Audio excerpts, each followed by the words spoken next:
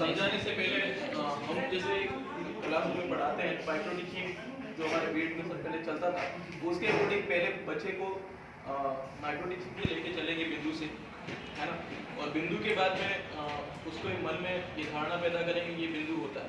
फिर कई सारे बिंदु लीनियर डेटा के रूप में रखेंगे, उन बिंदुओं को जोड़ेंगे और बच्चा अपने व्यक्ति व्यक्त करेगा, चाहे वो रेखा बताएगा, पूजा बताएगा, या फिर हमारे क्षेत्रीय भाषा में कुछ भी बोल देगा, है ना। तो फिर उसको बताएंगे इसको भुजा बोलते हैं। उसके बाद में जब उस भुजा को एक साइड स्थिर रख दिया जाए और एक साइड उसको आगे बढ़ाया जाए और आगे तीर का चिन्ह लगा के दिया जाए कि पूजा आगे निरंतर चलती रहेगी, और फिर उससे पूछा जाए तो फिर रेखा या फिर बोलेगा उसकी जो भाषा में जो है क्षेत्रीय भाषा में उसके अकॉर्डिंग, और फिर उसको बताएंगे इसको किरण बोलते हैं।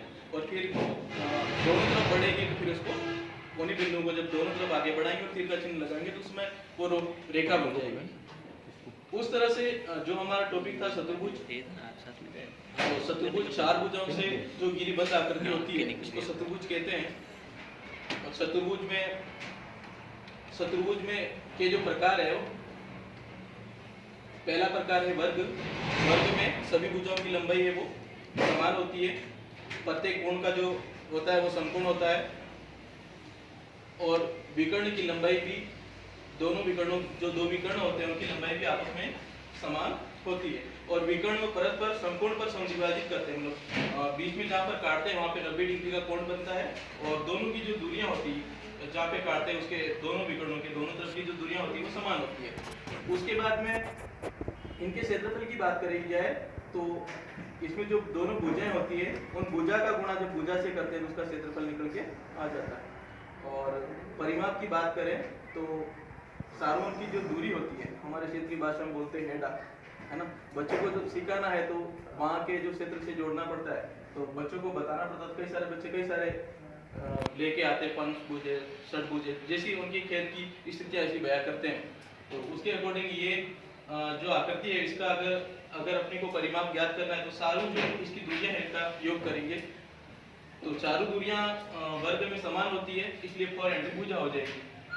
और जो भी भुजा की लंबाई है उसका उसमें गुणा करेंगे तो उसका परिमाण निकल के आ जाएगा। उसके बाद में अगली आकृति है आयत। आयत में आमने सामने की भुजाएं या सम्मुख भुजाएं जो होती है उसकी लंबाई समान होती है, प्रत्येक कोण है वो समकोण होता है, और विकर्णों की लंबाई बराबर होती है, और आयत के विकर्ण परस्पर समद्विभाजित करते हैं। वर्ग और आयत में ये डिफरेंस है कि वर्ग के जो विकर्ण है वो भी समद्विभाजित करते हैं और आयत के विकर्ण है वो भी समद्विभाजित करते हैं, पर इसमें विकर्ण जहाँ पे समद्विभाजित करते हैं वहाँ पे प्रत्येक जगह जो उसका अंदर जहाँ काटते हैं वहाँ पे 90 डिग्री का कोण बनता है और इसमें 90 डिग्री का कोण नहीं बनता है। और इसका अगर क्षेत्रफल देखें तो यहाँ पे भुजाएं थी और भुजाओं की लंबाई समान थी, इसलिए भुजा हो गया। और यहाँ पे जो इसकी जो भुजाएं हैं वो भिन्न भिन्न है, तो एक भुजा को लंबाई ले लेंगे और एक भुजा को चौड़ाई ले लेंगे, तो इसका क्षेत्रफल हो जाएगा लंबाई इंटू चौड़ाई।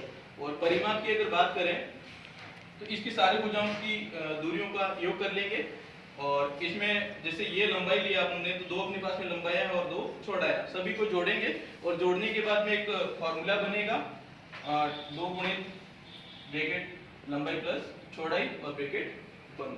और उसके बाद में अगली आकृति है समांतर चतुर्भुज। समांतर चतुर्भुज में आमने सामने की भुजाएं की लंबाई है वो बराबर होती है, समान होती है, और सम्मुख कोण भी बराबर होते हैं, और विकर्ण परस्पर समद्विभाजित करते हैं, समान 2 भागों में बांटते हैं।